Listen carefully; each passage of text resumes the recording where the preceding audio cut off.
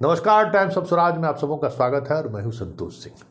और आज हम टाइम्स ऑफ स्वराज में बात कर रहे हैं कि बिहार बीजेपी भी जब से नीतीश से अलग हुए हैं, कॉमनल पिच बनाने को लेकर आए दिन कुछ न कुछ वो कार्यक्रम या कुछ न कुछ ऐसी चीज़ें रचती रहती हैं जिससे वो माहौल बिहार में भी उत्पन्न हो।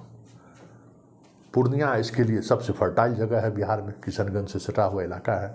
याद करिए, जब नीतीश अलग हुए थे बीजेपी से तो अमित शाह का पहला कार्यक्रम भी पूर्णिया में ही हुआ था और पूर्णिया के सहारे वो किशनगंज को साधने की भी कोशिश की थी। वो किशनगंज में भी रात्रि विश्राम किए थे और किशनगंज के सहारे ही हिंदू मुस्लिम जो उनका पिच है उस पिच को हवा देने की वो कोशिश की।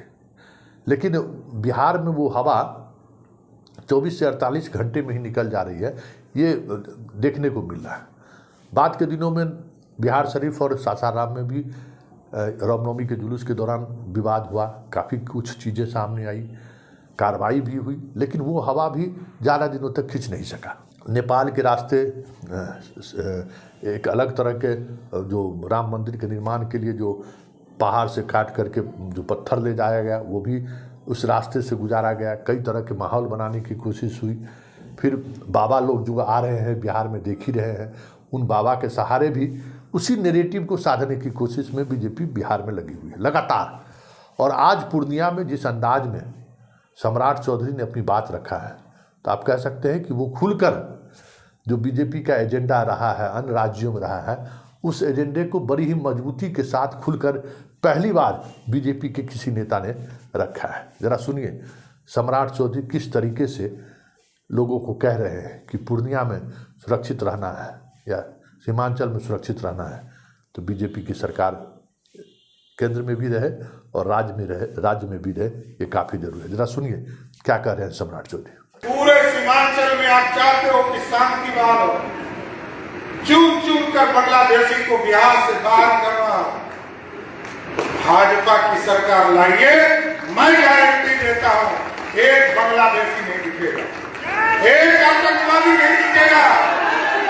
और यदि कोई टिक गया साथियों तो या तो वो जेल में होगा नहीं तो मिट्टी के अंदर होगा। इतना जरूरत है। तो आपने सुना सम्राट चौधरी क्या कह रहे हैं। सम्राट चौधरी यही नहीं रुके, जंगल राज की भी चर्चा की। पूर्णिया वो जगह है सीमांचल का या कोसी का जहाँ से जंगल राज की शुरुआत हुई थी, जहाँ से यादव के आतंक की शुरुआत हुई थी और वही आतंक पूरे प्रदेश में फैला। आनंद मोहन और पप्पू यादव के बीच विवादों के बाद फिर जो कुछ भी हुआ बिहार में सबके सामने है। तो सम्राट चौधरी ने उस पर भी निशाना साधा कि लालू यादव जंगल राज के प्रतीक है और वो आ जाएंगे, इसलिए सावधान रहिए। जरा सुनिए जंगल राज के मसले पर क्या कहते हैं सम्राट चौधरी। लोग पूछते हैं हमसे, जो लोग कभी कोई काम नहीं किया वो लोग पूछते हैं कि मोदी जी ने क्या दिया।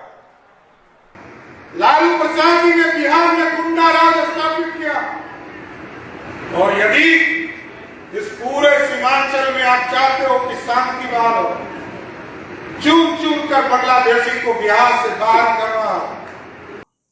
तो आपने सुना, मतलब बिहार साधने को लेकर बीजेपी के पास अभी भी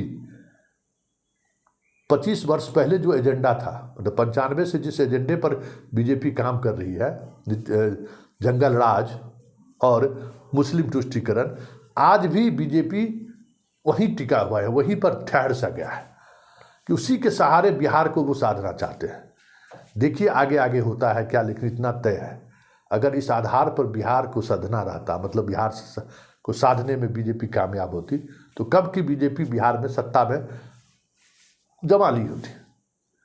और अगर ऐसी ही बातों के सहारे अगर बिहार में राजनीति बीजेपी करनी चाहती है तो इतना तय है कि इसका नुकसान बीजेपी को 2024 में तो उठाना ही पड़ेगा। 2025 के विधानसभा चुनाव में भी अगर इसी आधार पर चुनाव के मैदान में जाएंगे, जंगल राज और मुस्लिम तुष्टीकरण या मुस्लिम आतंकवाद के सहारे, उग्रवाद के सहारे, तो फिर बहुत ज़्यादा स्पेस बिहार में अभी भी इन बिंदुओं को लेकर नहीं बना है। भले बाबाओं का पूरा इस्तेमाल हो रहा है, आए दिन कार्यक्रम हो रहा है, गांव गांव में सिर्फ चर्चा हो रही है, कई तरह का माहौल बनाने की कोशिश हो रही है धार्मिक उन्माद फैलाने की, फिर भी ये चीज़ें ज़्यादा दिनों तक नहीं चल पा रही है बिहार में। देखिए आगे आगे होता है क्या, लेकिन बिहार दिलचस्प होगा बीजेपी के लिए भी और महागठबंधन के लिए, क्योंकि बीजेपी जिस पीच को आगे बढ़ाना चाह रहा है उस पीच को तैयार होने में बिहार में बीजेपी को कितने वर्ष लग गए आप सोच सकते हैं। पर जनसंघ के दौर से ये पीच को तैयार करने में बिहार में लगे हुए हैं, लेकिन अभी तक सफल नहीं हुए। देखिए सफलता कब मिलती है बीजेपी को, ये देखने वाली बात होगी। लेकिन इतना तय है कि बिहार में जंगल राज और मुस्लिम तुष्टीकरण और आतंकवाद के सहारे कितने दिनों तक यहाँ की राजनीति साधी जा सकती है, ये एक बड़ा सवाल है।